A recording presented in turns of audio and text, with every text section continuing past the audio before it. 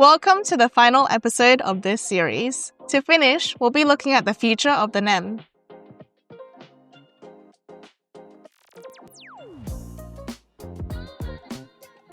Although Australia still relies on fossil fuels, it is rapidly developing renewable energy and has energy transition targets. The Climate Change Act 2022 mandates an 82% renewable energy target by 2030 and net zero emissions for Australia by 2050. To meet that target, Australia would need to replace its coal-fired power plants with zero-carbon power sources and complement them with new transmission and storage.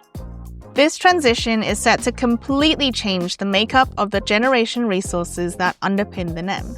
However, the market still operates on a design that is largely unchanged since 1998, a design that is based around large, centralized power stations. This led to the launch of a review of the NEM in late 2024, known as the Nelson Review.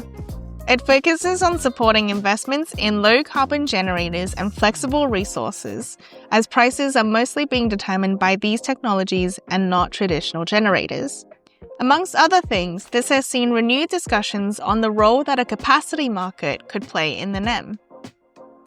Recommendations from the review are expected at the end of 2025, with a roadmap to implementation post-2027.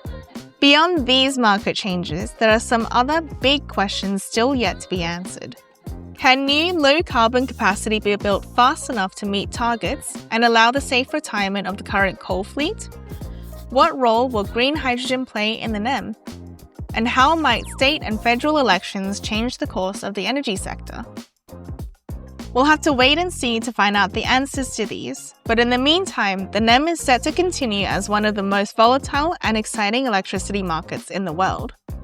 And that concludes this series of the Energy Academy Australia.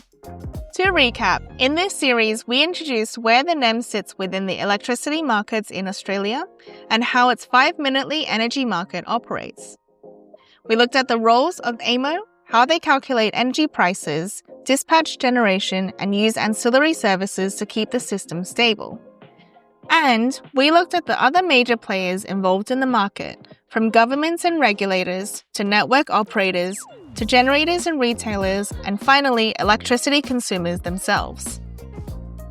We hope you found this series useful. Check out our other series of Energy Academy for Energy Markets 101 and explainers of the British and American electricity markets. Thanks for watching.